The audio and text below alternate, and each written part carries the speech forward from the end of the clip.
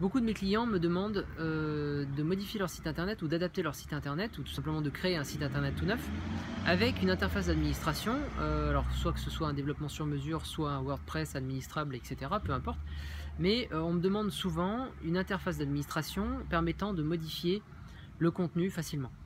Et je remarque avec les années que la plupart des gens qui me demandent ça n'ont aucune idée de la façon de modifier un site internet. Donc bien évidemment je fais des formations, mais là n'est pas la question. De base, les gens qui me le demandent ne savent pas du tout quelles compétences il faut avoir pour modifier un site internet, ne savent pas si c'est compliqué, ne savent pas que ça prend du temps, etc., etc. Donc généralement je dissuade mes clients de faire les mises à jour eux-mêmes, parce que je constate que ils le font pas en fait. Ils me demandent tout simplement de le faire à leur place. Donc je vois pas bien l'intérêt de développer un site avec une interface d'administration spécifiquement, ce qui va leur coûter plus cher. Sauf si c'est un WordPress, mais si c'est un développement sur mesure, si je dois développer les fonctions d'administration précises, ça va leur coûter plus cher alors qu'ils ne vont pas l'utiliser.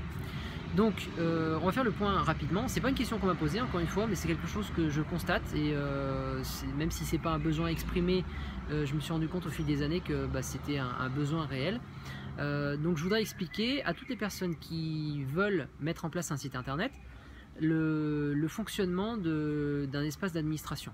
Enfin, le fonctionnement globalement, comment ça fonctionne, ce qu'il faut faire, ce qu'il faut en attendre, etc. Alors l'interface d'administration, quand on a un site vitrine par exemple, ça permet de modifier le contenu. Ça peut me permettre par exemple sur WordPress d'ajouter des pages, d'ajouter des photos, des textes, etc. Si c'est un développement sur mesure, par exemple pour une boutique en ligne ou je sais pas, une autre application, il y a une série de formulaires que je développe, qui sont le plus simple possible évidemment, et qui permettent d'ajouter, modifier, supprimer du contenu. Bon. La première chose à savoir, c'est que quelles que soient les compétences que vous avez, il faut du temps. C'est-à-dire que si vous savez déjà, avant de créer votre site internet, que vous n'aurez pas le temps de faire ces mises à jour, partez du principe que vous ne devez pas les faire. Parce que vous ne prendrez jamais le temps de le faire, même si ça demande 5-10 minutes par jour, ou une demi-heure par semaine, ou peu importe. Même ça, il y a des gens qui n'ont absolument pas le temps de faire ça, ou qui ne prennent pas le temps, c'est-à-dire qu'ils ont toujours autre chose de plus important à faire, ou ils estiment que c'est plus important. Donc le facteur temps est important. Deuxièmement, il y a un certain nombre de compétences à avoir. Alors, quand il s'agit de WordPress, évidemment, il faut être à l'aise avec l'informatique, c'est-à-dire que tout simplement, vous allez avoir un espace d'administration qui est simple à utiliser, mais simple pour quelqu'un d'initié.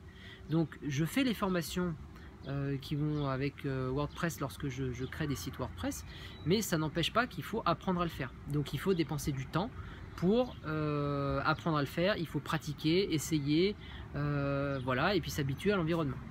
Ça, c'est absolument indispensable. Quand il s'agit d'un site sur mesure, c'est souvent plus simple que WordPress, parce que je ne développe que les fonctions qui sont absolument nécessaires, c'est-à-dire que vous n'avez rien de parasite, et donc ça se résume souvent à des fonctions assez simples. Mais il n'empêche qu'il faut quand même pratiquer un petit peu, avoir le temps de le faire. Bon, donc il faut l'apprentissage. Après, est-ce qu'il faut des compétences techniques ?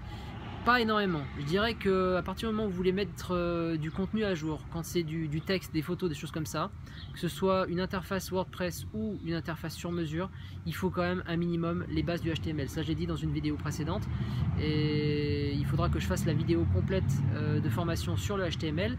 Mais voilà, la base de la base, c'est vraiment le HTML. Le HTML, c'est un petit peu comme le code de la route si vous voulez apprendre à conduire. Si vous ne connaissez pas le code de la route, bon, vous pouvez conduire, mais vous allez faire des erreurs, vous allez provoquer des accidents. Le HTML, c'est pareil. Si vous ne le connaissez pas, au moins les bases, vous allez faire des erreurs de mise en page et provoquer des accidents entre guillemets de mise en page. Voilà. Mis à part ça, il n'y a pas de compétences particulières techniques à avoir. Simplement, voilà, il faut être vraiment à l'aise avec l'outil informatique, savoir parfaitement surfer sur Internet. Voilà, être à l'aise, il n'y a pas d'autre mot. Et j'insiste bien là-dessus parce que moi je rencontre beaucoup de personnes qui n'ont que très peu de connaissances en informatique, voire pas du tout. Il y a des gens pour lesquels utiliser un logiciel de messagerie c'est déjà très compliqué, parce qu'ils n'ont pas soit le temps, soit l'esprit à ça, ou n'ont pas l'envie, voilà, c'est différents points de vue. C'est pas du tout une critique, hein, chacun a les compétences qu'il veut acquérir. Mais voilà, donc soyez bien conscient qu'il faut un minimum quand même de temps, de compétences, pas trop techniques, mais quand même un petit peu, pour faire une mise à jour de votre site par vous-même. Voilà, sinon confiez la mise à jour de votre site internet à la personne qui l'a conçu, tout simplement. Vous lui demandez de faire les mises à jour, vous lui envoyez un mail. La plupart du temps, c'est ce que je constate. Les gens m'envoient un mail en me disant, bah voilà, même les gens qui ont des WordPress, hein, des clients pour lesquels j'ai développé des sites en WordPress, que j'ai formé à l'utilisation de l'outil, continuent de m'envoyer des mails en me demandant de faire les mises à jour parce que ils n'ont pas le temps. Le plus souvent, ils n'ont pas le temps ou ils sont un peu perdus. Parfois, c'est un petit peu des deux. Voilà. Donc, réfléchissez bien avant de demander une interface d'administration. Parce que ça impliquera de votre côté de prendre un petit peu de temps. Voilà, à bientôt. Au revoir.